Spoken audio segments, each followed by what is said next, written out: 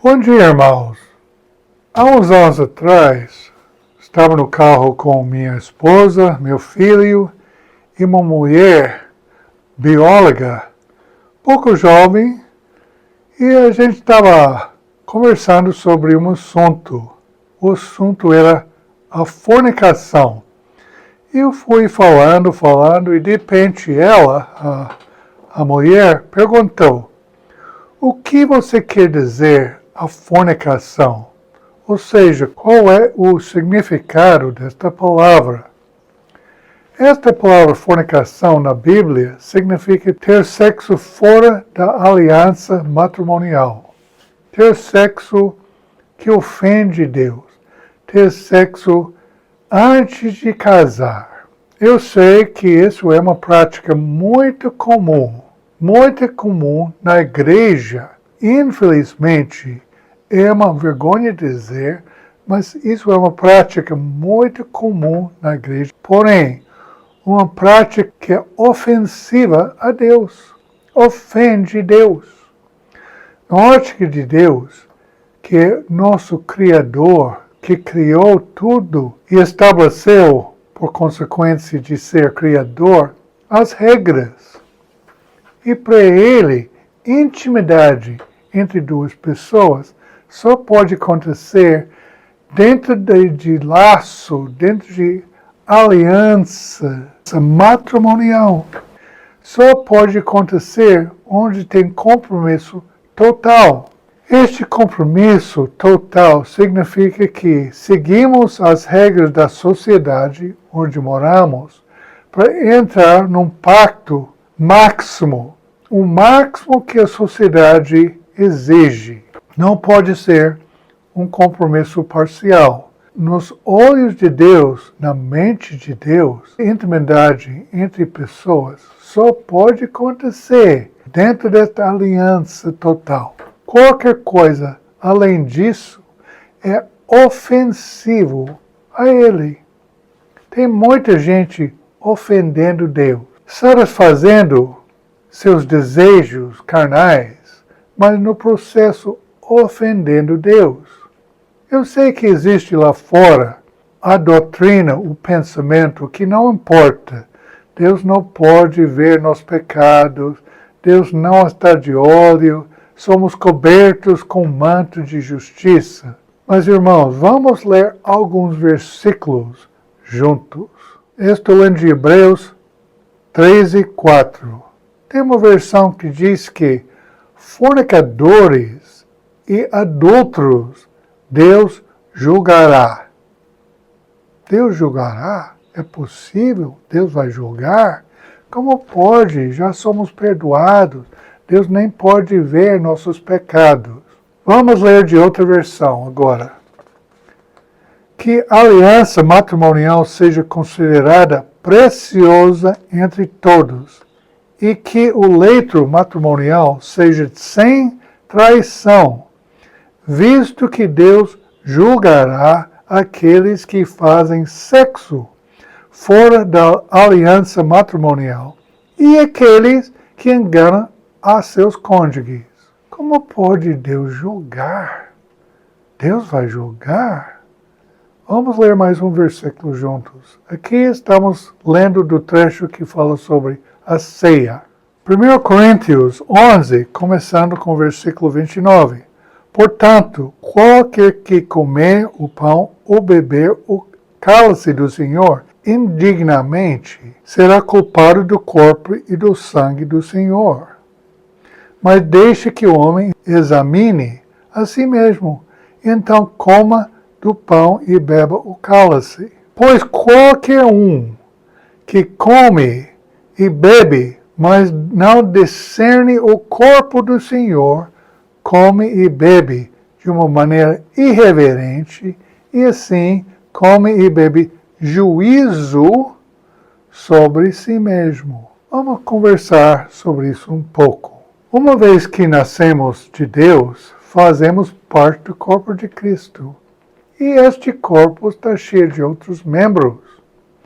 Mas tem gente que pega o outro membro do corpo de Cristo e usa aquela pessoa, desfruta aquela pessoa para satisfazer os desejos carnais dele. Você pega uma pessoa, um membro de Cristo, e usufruir aquela pessoa só para te satisfazer. Então, seguindo o trecho que acabamos de ler, isso vai gerar julgamento de Deus. Deus vai julgar. Vamos ler mais um pouco. Esta é a razão pela qual muitos entre vocês estão fracos e doentes e até mesmo morreram. Mas se discernimos corretamente nossa própria responsabilidade em relação aos outros membros, não seremos julgados. Está vendo o julgamento de Deus? Fraqueza pode ser física, pode ser espiritual. Doença pode ser espiritual ou físico. E também morte, que pode ser espiritual ou físico também. Deus vai julgar aqueles que não discerniram o corpo dele. Estas outras pessoas são membros do corpo. Nossa responsabilidade é tratar com eles como se fosse Cristo em pessoa. Aquela pessoa é membro de Cristo. Se você não tratar aquela pessoa como se fosse Cristo, você vai cair em julgamento severo. Tem muita gente perguntando, cadê meu relacionamento com o Senhor? Aquela intimidade que eu desfrutei no início, cadê isso? Por que estou doente? Por que estou fraco espiritualmente? Por que estou morrendo? Cadê o Senhor? Você pode ter intimidade com o Senhor quando você está ofendendo Ele, quando você está maltratando os membros do corpo dele, quando você está usando o corpo do outro membro de Cristo como se fosse papel higiênico, usando e descartando depois, como se fosse nada importante. E Deus não está de olho. Deus está de olho e não somente vai julgar futuramente, como lemos, Deus vai julgar fornicadores e adúlteros, está julgando agora, com fraqueza, com doença, com morte. Irmãos, isso é sério. Isso não é um assunto leve, não. É muito sério. Importa como tratamos outros irmãos e irmãs no corpo de Cristo. Importa como nós lidamos com o nosso próprio corpo, que é o templo do Espírito Santo. Se nós sujamos o templo do Senhor, Deus vai nos julgar, porque o templo de Deus é santo. Deus chamou a gente para santidade, não para envolver nos pecados do mundo, se comportar como mundanos. Não, Deus nos chamou para reservar nosso corpo especificamente para uma pessoa, um cônjuge com quem nós temos uma aliança total e permanente. Além disso, não existe permissão, licença de Deus para fazer sexo com outra pessoa. Fora da aliança total, presta atenção, irmão. Deus vai julgar severamente e já está julgando seguindo as Escrituras. Você não pode viver ofendendo Deus e esperar a bênção dele. Você só pode esperar o julgamento dele. Estou lembrando que um versículo que disse, sem santidade, ninguém verá o Senhor. Se você pensa um pouco sobre isso não é correto, não é verdade. Todos verão o Senhor um dia. Todos nós vamos encarar Deus. sem santidade, com santidade, todos vamos encarar Deus. Mas existe uma tradução melhor. Deixa eu ler um pouco. Estou lendo de Hebreus 12, 14. Buscam a paz com todos os homens e busquem serem feitos santos, visto que sem tal santidade ninguém irá conhecer intimamente por experiência o Senhor. Sem santidade, ninguém vai conhecer intimamente por experiência o Senhor. Porque está vivendo de uma maneira ofensiva a Ele. Ele jamais vai ter intimidade, vai se revelar, vai aproximar uma pessoa que está ofendendo Ele com o estilo de vida dele. Não existe isso. Então, para conhecer Deus intimamente, por experiência, temos que obedecer a Ele.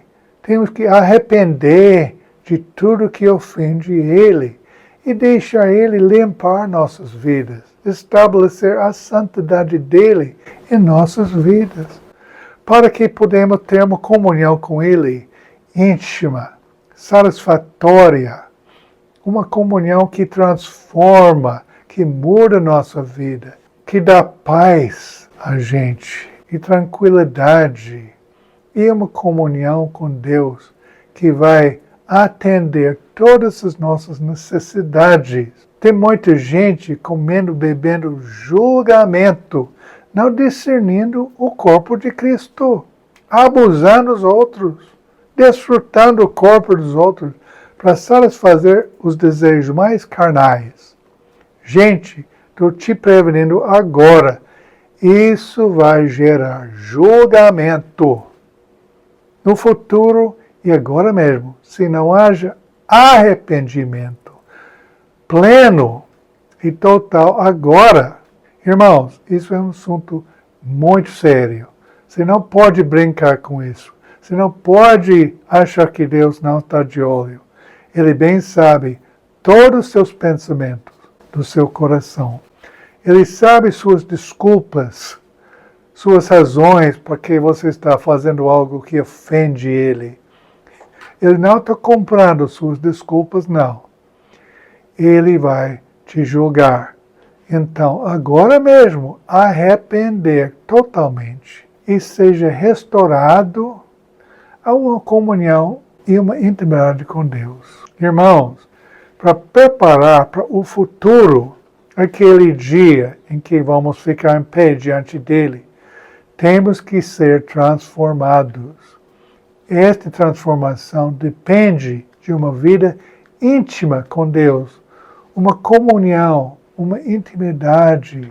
Isso é a única coisa que vai nos transformar e nos preparar para aquele dia. Se você, igual Esaú, escolha vender esta possibilidade para um prato de lentilhas, para uma refeição, para um prazer temporário, passageiro, você vai perder a oportunidade de ser transformado. E no caso de Esaú, mesmo depois, ele chorou, ele buscou, ele tentou recuperar, não conseguiu. Então, irmão, brinca com esse assunto não. Foge de fornicação, foge de imoralidade sexual.